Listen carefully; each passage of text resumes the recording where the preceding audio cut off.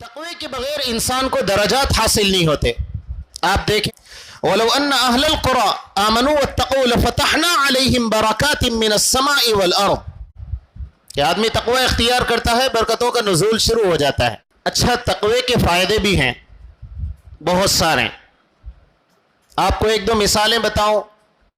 اللہ رب العزت جب کوئی بندہ تقوی اختیار کرتا ہے اتنا خوش ہوتے ہیں کہ اس کی برکات نسلوں تک چلاتے ہیں. نسلوں تک، صرف اس کی اولاد کو نہیں. آپ ذرا توجہ سے سنیں. ان اللہ یحفظ الرجل الصالح فی اہلہ وولدہ.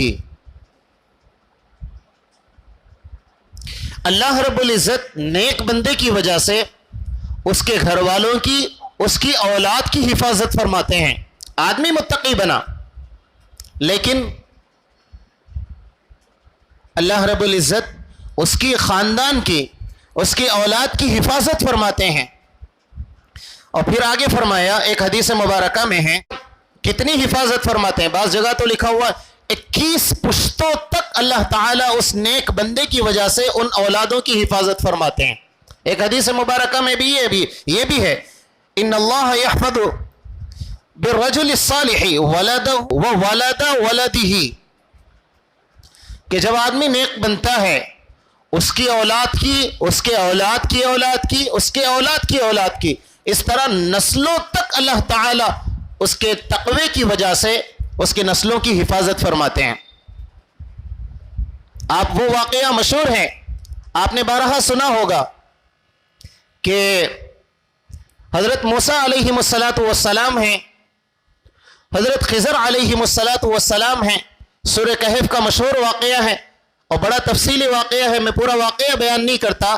نسلوں کی جو اللہ حفاظت فرماتے ہیں وہ مجھے بتانا مقصود ہے کہ حضرت خضر علیہ السلام نے جب دیوار بنائی تو حضرت موسیٰ علیہ السلام نے پوچھا یہ دیوار آپ نے کیوں بنائی؟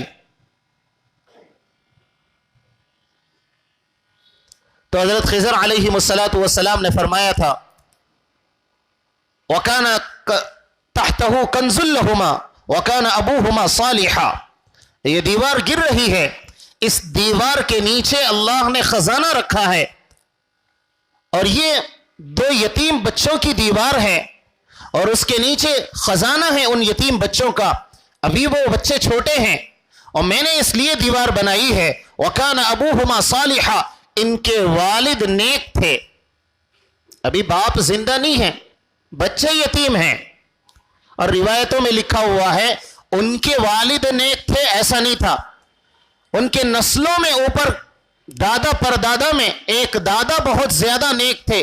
اللہ نے اس دادا کی لاج رکھتے ہوئے ان یتیم بچوں کے خزانے کو ایک نبی کے ذریعے سے اللہ نے محفوظ فرمایا. سبحان اللہ. والد کے والد یعنی داداؤں کی نسل میں دادا نیک تھے، اللہ نے بچوں کی حفاظت فرمائی. تو یہ ہوتا ہے واقعہ کہ جب آدمی تقوی اختیار کرتا ہے اللہ اس کی بھی حفاظت فرماتے ہیں، اس کی اولاد کی بھی حفاظت فرماتے ہیں، اولاد کی بھی حفاظت فرماتے ہیں. لکھا ہوا ہے 21 نسلوں تک اللہ تعالیٰ ایک انسان کے نیک بننے کی وجہ سے اس کے نسلوں کی حفاظت فرماتے ہیں.